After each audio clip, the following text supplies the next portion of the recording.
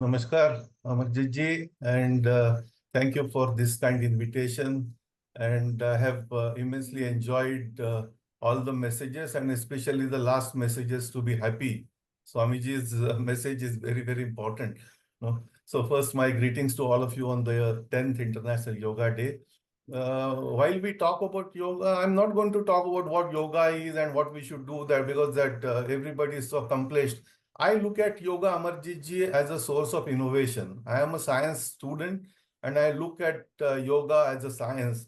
Sometimes I get little bit concerned when I see so many variants of yoga are coming and it is becoming really commodification of yoga is one of my worry. And we are not really giving that much of attention of to the first two limbs of yoga because they are very important to prepare ourselves to be eligible to go to the next stage. So yama and niyama are equally important or rather more important or rather the base. Having said this, so I say this, I just want to quickly tell you that we are really today facing a major crisis, I would say, not only in terms of our existential crisis in the world, but individual crisis and the societal crisis of mental health. If you look at Surgeon General the United States recent advisory, you will be surprised that advisory is on loneliness. Loneliness has emerged as one of the epidemic in United States. And what else than yoga can really address these kinds of things? Another important recent study that came out for CDC Atlanta, which is one of the premium institution in the United States, they are saying more than 50% of the college-going teenage girls are feeling hopeless. They have tried some kind of a substance abuse sometime in their life, and so what else than yoga can help these young kids, who are feeling hopeless, and in such a large proportion and in such a large number.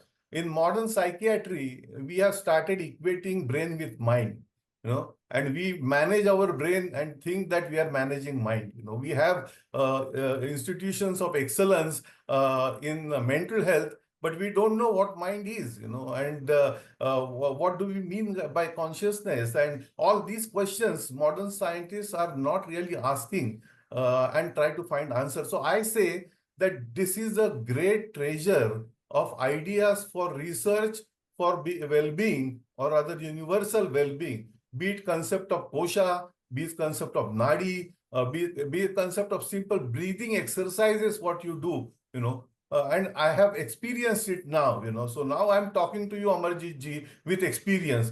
Earlier years, I was more research in Ayurveda. My exposure to yoga was limited, but now actually I'm practicing yoga, and I can see, I can feel that yoga is such a sophisticated science. I mean, we have studied anatomy on dead bodies, but the yoga anatomy is completely different, and therefore you may not be able to show those chakras in your dissections, but they exist. What are they? How can we really find? These are the research questions which should be asked by the scientists, and they will be able to get innovation through this, not only to progress science, but actually in the best interest of the humanity and well-being and peace for the country. So I would look at it as the very good opportunity, to bridge science and spirituality, and not for anything else, but to bring in universal peace, harmony, and well-being, of the society. There is so much to talk. I don't want to go on talking about it, but I will just mention one thing. One of my hero, and she is a woman, her name is Candace Pert, and she wrote a wonderful book called Molecules of Emotion. And in that book, if you tell me to distill out a message from that book, that book message is that you may not require physical medicine. One day will come, you may not require physical medicine. You will sit, you will meditate, and you will order, secrete, and your body will secrete. As a drug researcher, I can tell you that drugs don't work. What works is our releases of different biochemicals in our body. And if you are able to make those controls yourself by help of yoga, meditation, you have all the key, not for your self health, but also for societal health. Thank you again for this effort. When I look at you, I get calm. Your face is such, I told you once that your face and your eyes bring the calmness. And I end my speech by the Shanti mantra, Om Purnamadah पूर्णमिदं पूर्णात् पूर्णसमुदच्यते पूर्णस्य पूर्णमादाय पूर्णमेवावशिष्यते. My entire work now is revolving around this, because as a biologist or as a biochemist, when I look at genome, I remember this mantra. You remove anything from genome, what you remove is complete, what remains is complete. And same messages we get very, very profoundly from the yoga. And I'm sure the gathering which you have brought together, all of us will learn from each other to progress in this direction. Namaste. Thank you so much, Bhushan. Just one request, a humble request. Could you just speak for 1 minute on how does the West, how does a country like Czech Republic, how does a country like United Kingdom, Italy, how can they incorporate, or what is the way to incorporate legitimately yoga? I mean, we as an old party parliamentary group have been working on this now for 10 years, and I'm very happy to say that after all this very hard work, we now have yoga in the National Health Service. Yeah, so that's wonderful. But how do we, because not every country is the same. India and and United Kingdom have had a very close historical link, and the population from the sub from the Indian from India is quite a lot. So how do you actually see how, the incorporation of yoga into the health architecture of the European nations? Yeah, the simple thing which can be done, Amarjit ji, is to bring yoga as a public health intervention. It's a physiological intervention. There are no regulatory concerns there. We are not giving any pharmacological pill or anything, and we don't have to bother about this. So, public health intervention of yoga for prevention and promotion, there is no difficulty in doing that. So if we are able to really link our public health programs, especially public health programs related to mental health, to yoga, it will tremendously help the countries. It will lower your cost. It will bring lot of good hope and happiness within your communities, and there will be a lot of savings also, because you will actually will be saving.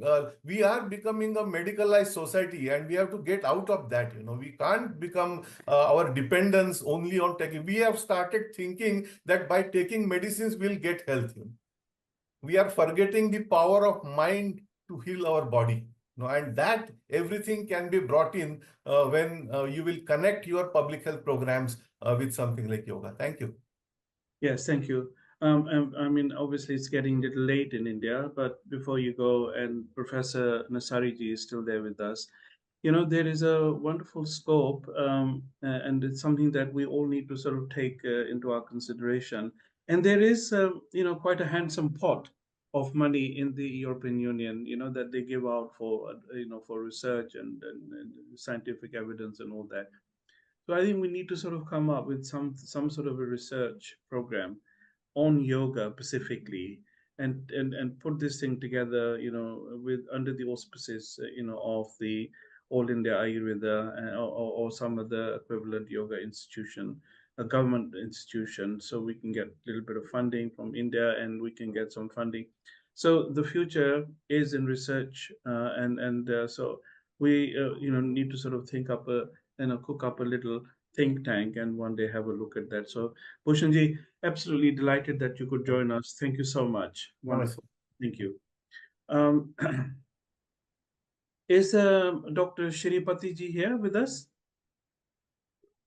Dr. Shripati ji, are you here with us?